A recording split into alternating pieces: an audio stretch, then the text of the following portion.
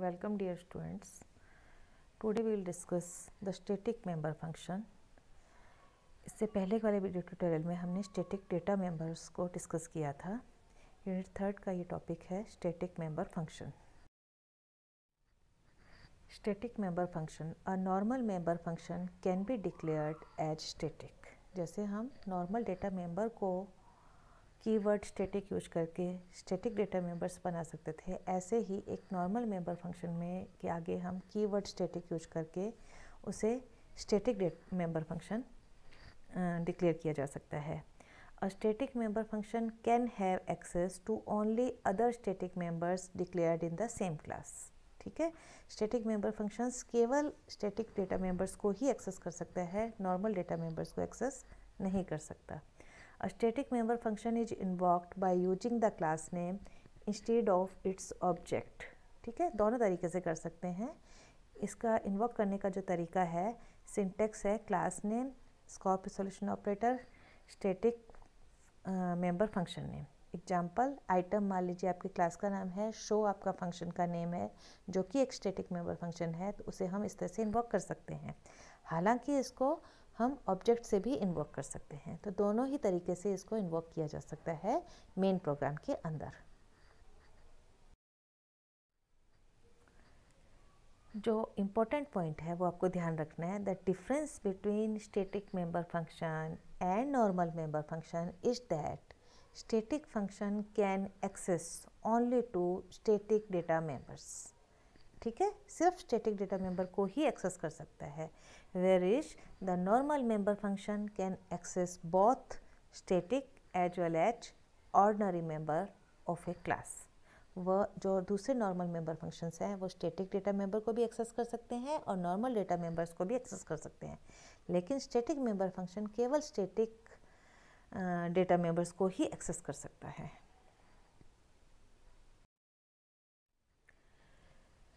Now we see find the error in the following code. मान लीजिए ये class है SCR, P आपका नॉर्मल डेटा मेंबर है, Q स्टैटिक डेटा मेंबर है, कीवर्ड स्टैटिक यूज किया.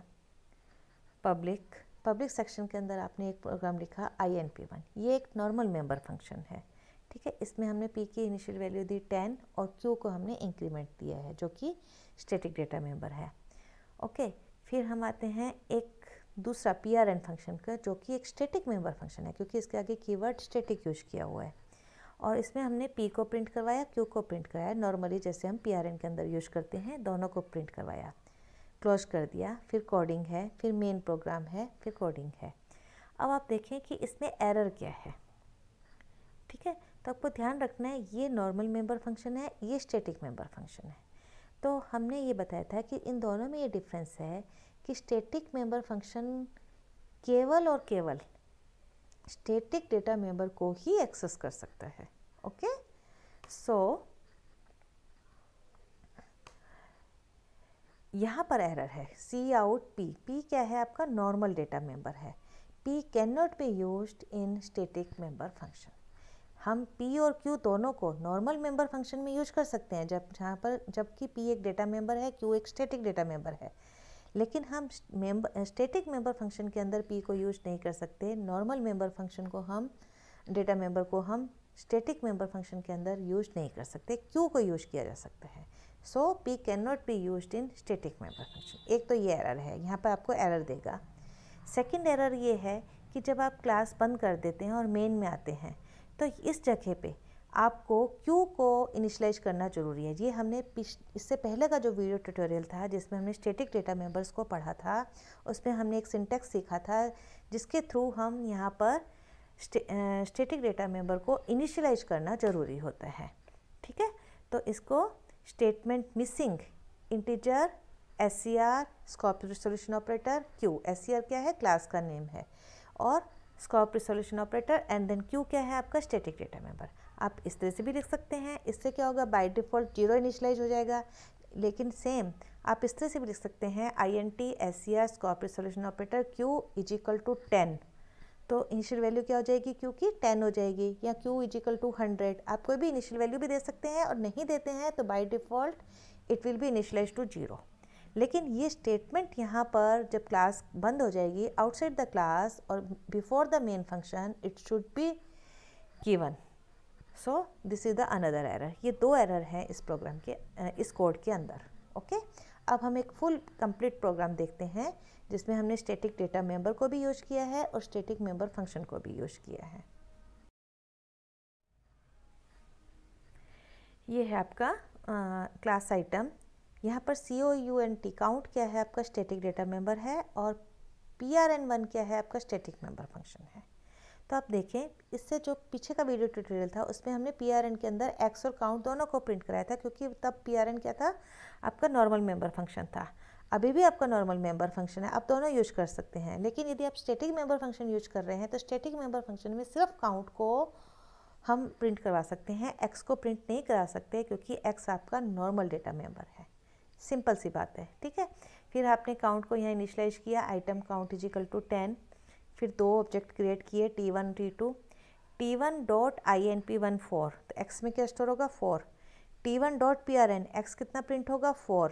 और T1 डॉट PRN1, ये T1 डॉट PRN1, इससे क्या होगा काउंट की वैल्यू कितनी प्रिंट होगी 11।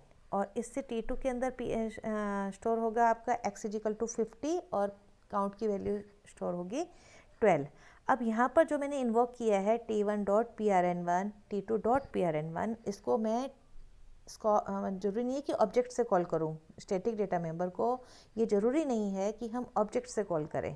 हम इसकी जगह ये भी लिख सकते थे item scope resolution operator PRN1। वापस से यहाँ कॉल करना है, फिर से item scope resolution operator PRN1।